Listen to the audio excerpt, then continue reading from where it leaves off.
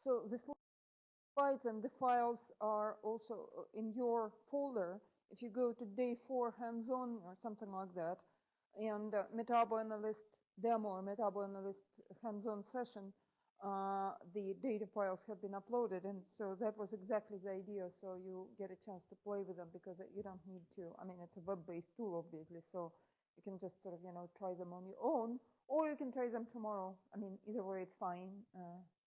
Karnovsky is going to go through this in great detail. So, I mean, the other thing I want to mention is that, okay, so I'm going to give a preview of MetScape demo really quickly. So this is sort of, the last session of the day. I understand that everybody is tired, and this really concludes the sort of lecture part of the workshop. And so one thing I want to stress is that all the presentations are were recorded, and so the videos are also going to be available online. I mean, all the slides should be available as we sort of go through the each presentation. They should already be there, but it will take a little while to sort of process the videos and get them ready. And so, I mean, the other thing that I would like to do before I go to present, so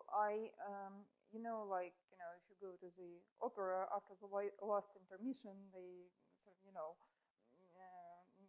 sort of it's customary to sort of acknowledge the orchestra and the conductor. So I think what I would like to do, I would like to really thank Alex and Aaron who were helping us with all the audio-visual stuff and keeping things running and doing really good job of that. So thank you very much. All right, so let me see if do we have a. Oh, got it. Thank you. Perfect. Okay. So I already introduced MetScape. Should be pointing somewhere, right? Okay. So I already introduced the MetScape a little bit earlier today. So I'm just sort of going to go over a few things which have not been really touched on, because you will get a chance to play with it. And one thing that I would like to stress, the tool is completely open source and free, and you can download it, and it's pretty flexible in terms of it should be running equally well on Mac or PC. So it's not a web-based tool though, it's a standalone Java program. Okay, and so I would really like to acknowledge people who were actually involved in developing this tool. It was, sort of inspired by Chuck and started with his sort of, dream vision of what he would like to do. And he can tell you how close or how far we are from sort of, that vision. But so the idea was, I mean, I guess, basically there are a lot of commercial tools, and many of you in your labs may have access to Jingo or Ingenuity or other tools. And I mean, they're fine tools. There's nothing wrong with them. But, what was sort of, was bugging me as a sort of, bioinformaticist is there's always like a black box, and you don't really know what databases are being used and, what exactly, the processes are being used. And we sort of made a point to be very transparent and we're using publicly available databases to kind of map things and what is really behind these tools. So the sort of heart and soul of this metabolic pathways. So you basically have compounds that interact with each other, and we have information about reactions and wherever this information is available about enzymes that catalyze these reactions, and of course the genes that are that encode the enzymes, the proteins.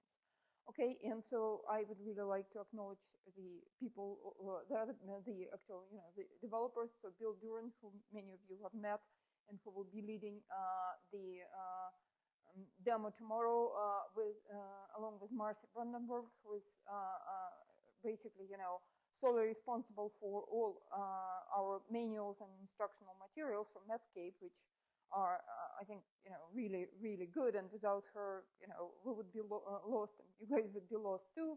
And so also I would like to acknowledge past developers, Terry Weymouth, Tim Hall, who's actually now working for the Cytoscape group in San Diego. And so he liked it so much, so he decided to sort of, dedicate to his life to developing Cytoscape. And Glenn Tarsia, who is still around the university, and he's always like, with us in spirit. Anyway, this is the data set that have been mentioned earlier in the workshop as well. And these are the data that we will be using for the demo. This is love Chuck's experiments. So, this is another experiment from his lab where they looked at the effects of prolonged exposure to high fatty acids or glucose on beta cell, on the metabolome of beta cells.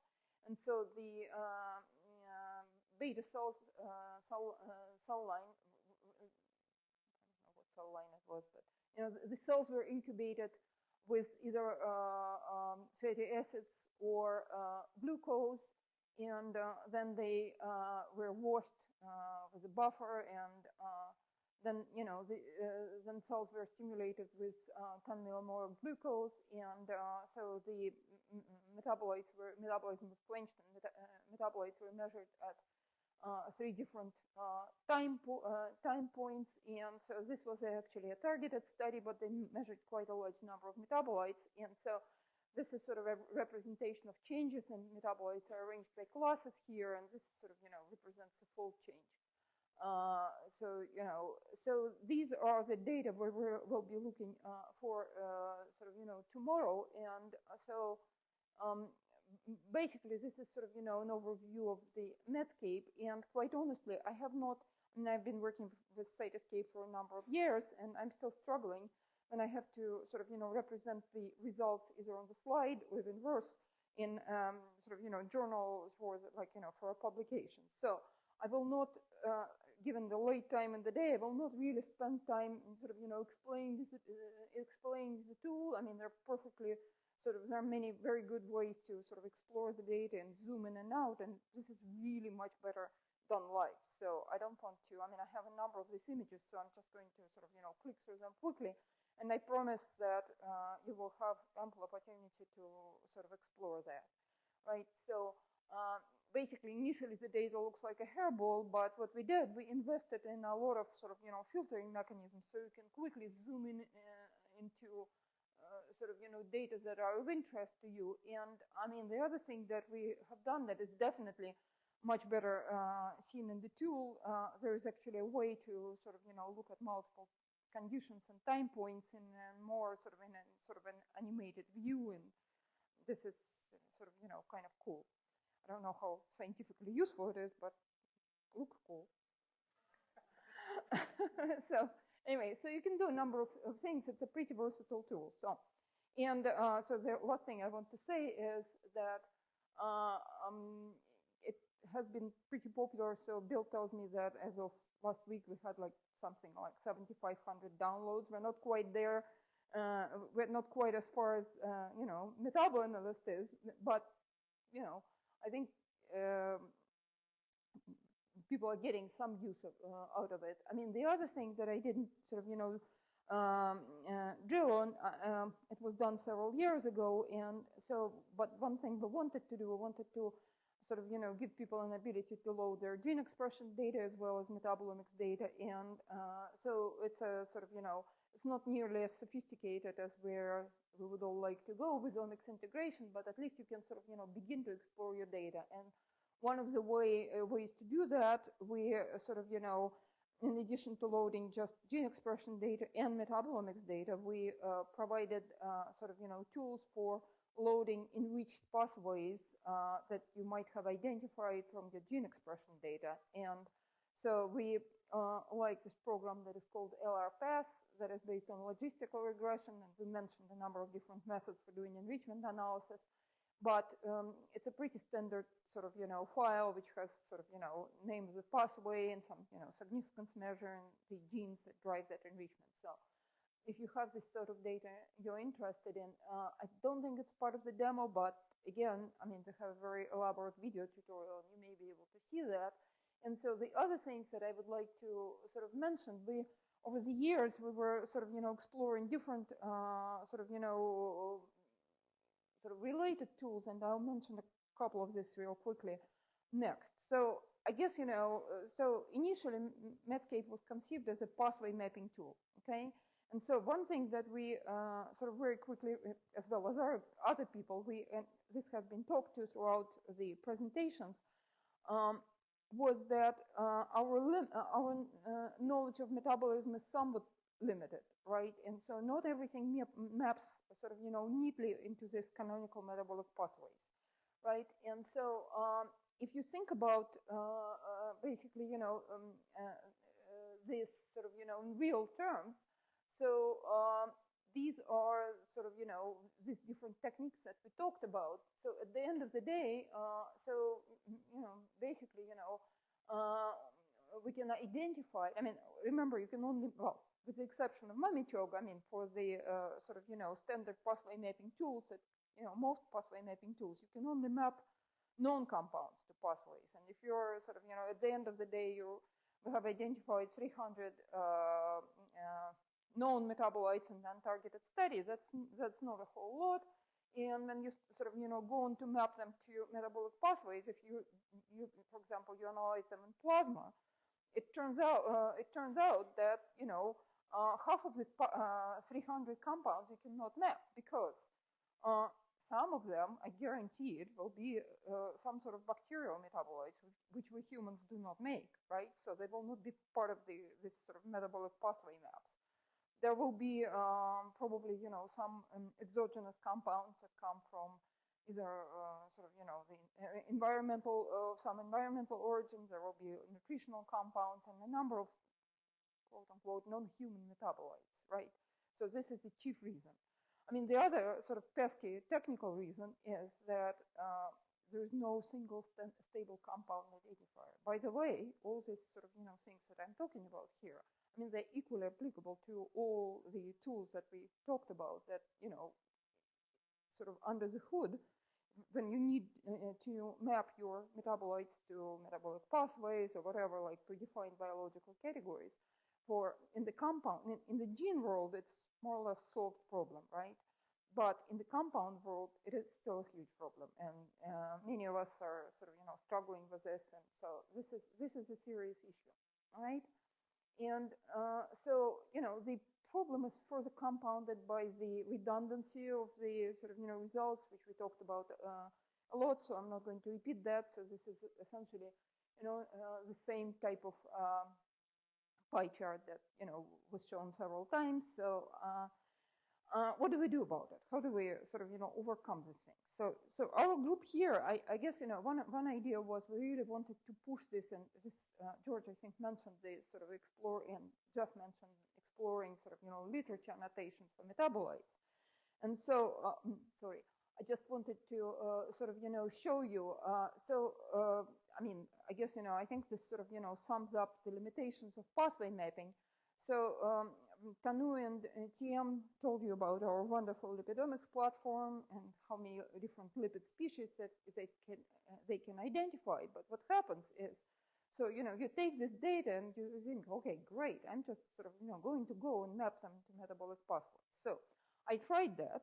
And so what happens is, so basically, if you use the pathway maps, so you basically, you have to sort of, collapse your whole class of, say, sphingomyelins or whatever to basically, a single node. So you're getting a very, very high level of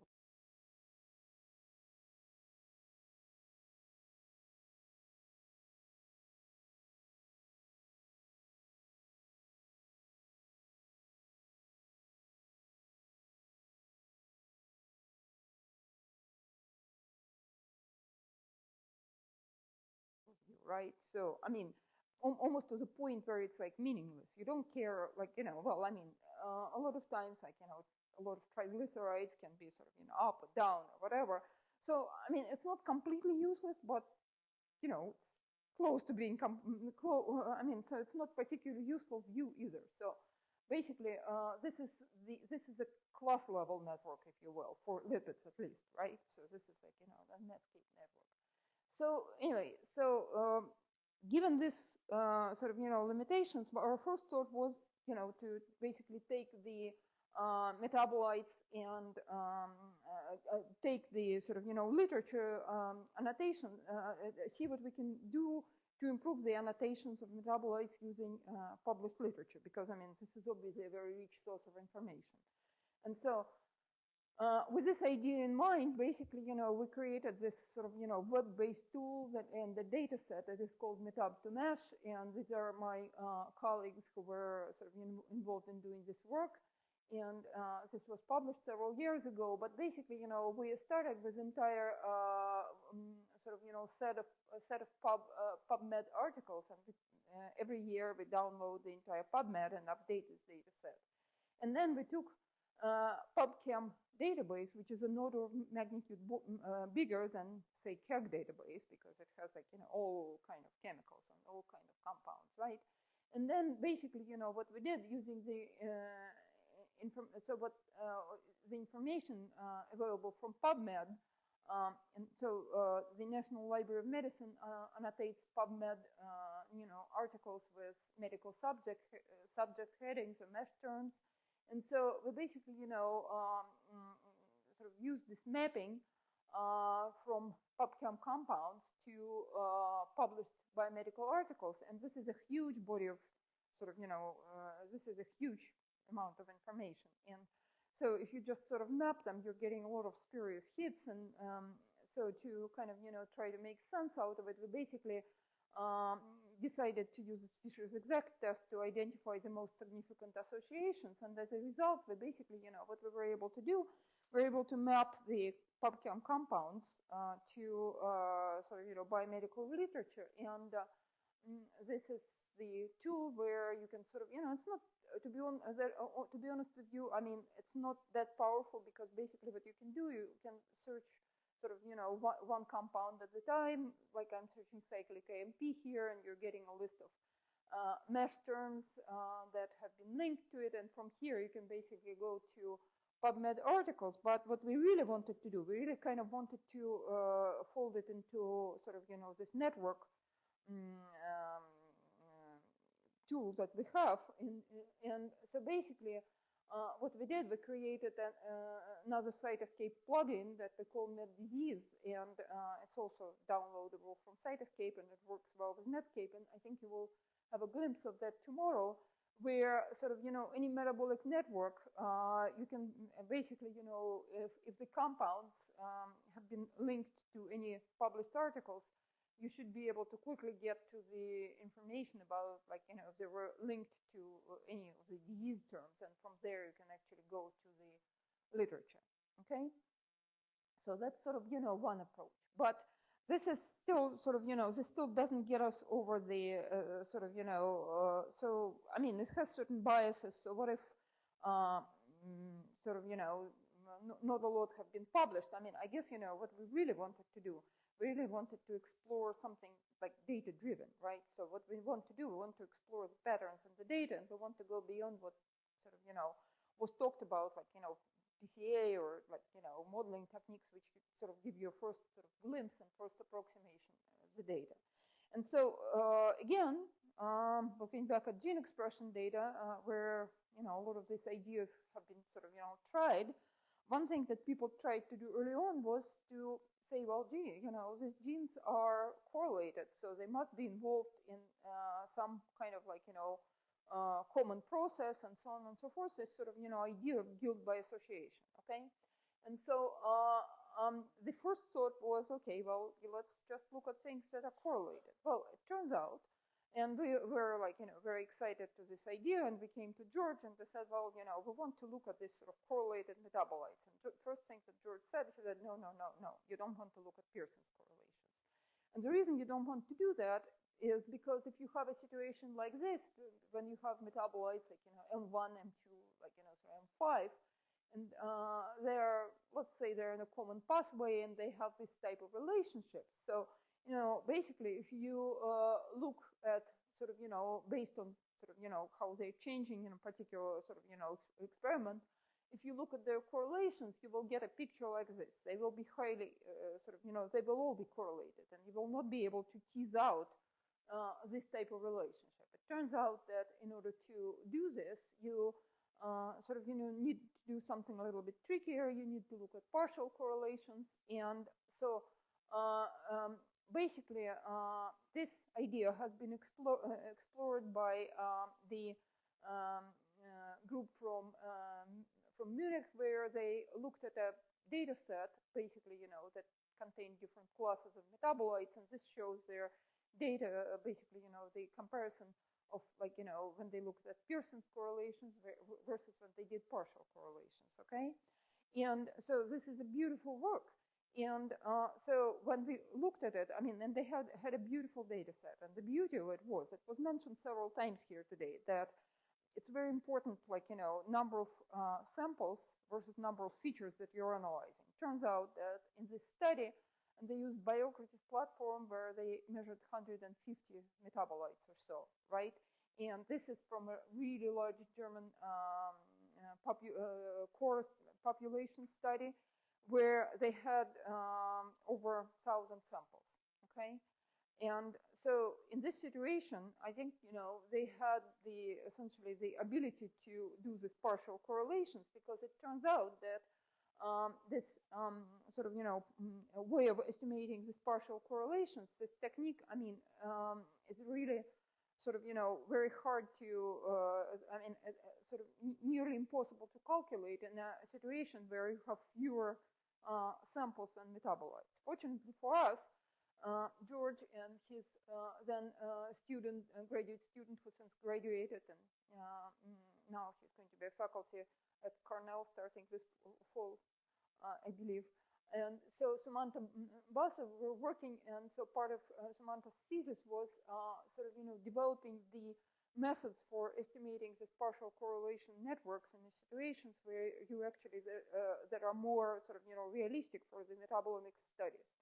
Okay, and so basically the main idea, and George is sitting in the audience, so it makes me very uncomfortable explaining his idea, but so he can do it much better, obviously. But so, the concept is essentially performing, well, the idea is that the sort of, the actual network is very sparse, okay? And we know that sort of, empirically it's sort of, well covered in the literature. And so in this situation, it becomes possible to estimate zero and non-zero entries being the true connections between metabolites in this sort of, matrix. And so the way, the way it is done is by performing maximum likelihood estimation of this sort of, sparse matrix. And so George mentioned lasso techniques, and graphical lasso is the sort of, methodology that is implemented here. And George can tell you much better what is under the hood. And given the late time of the day, I'll just sort of, jump to this slide that shows the comparison of the resulting method. That, and I mean, the reason I'm covering it is because you will have the ability to look at these partial correlation networks tomorrow as part of the demo, right? And so I wanted you to sort of, get an idea. And so, sorry, going back here. So what? So basically, what it shows this sort of comparison of this algorithm versus the sort of, the one that was developed by this German group that I showed you before. And so if you have the sort of, full range of 1,000 samples and 150 metabolites, the networks look pretty similar. But what Samantha did, he basically, took random subsets of data in sort of decreasing sample size, and when you get to approximately 200 samples, our algorithm still can generate sort of, meaningful network, whereas other methods sort of, it breaks apart. You have very few edges left that are of some significance. So the result of this work, basically, we created this Java-based tool that you're going to see tomorrow, which we call correlation calculator. And so we're going to play with it tomorrow, and it allows to do some basic data normalization, and then, we can filter data, do Pearson's correlation and filter data and select the most highly correlated sort of, subset of data, and then use this algorithm to generate partial correlation networks. And the best part of it is that we basically, MetScape 3, we developed a new module that allows you to sort of, look at these correlation networks. And so with this, basically what you can do now is, so this is like, this is a lipid network. I mean, this is generated from the same data set that I showed you before, but it's instead of sort of, knowledge-based. Now you have a data-driven network where each of these nodes actually represents the individual compound. Okay, so I believe that's the end of my slides, and all of this information will be in your folder where to access these various tools, and I hope that we will be able to show this to you tomorrow and sort of explain how to use them. All right, I'll stop here. Thank you.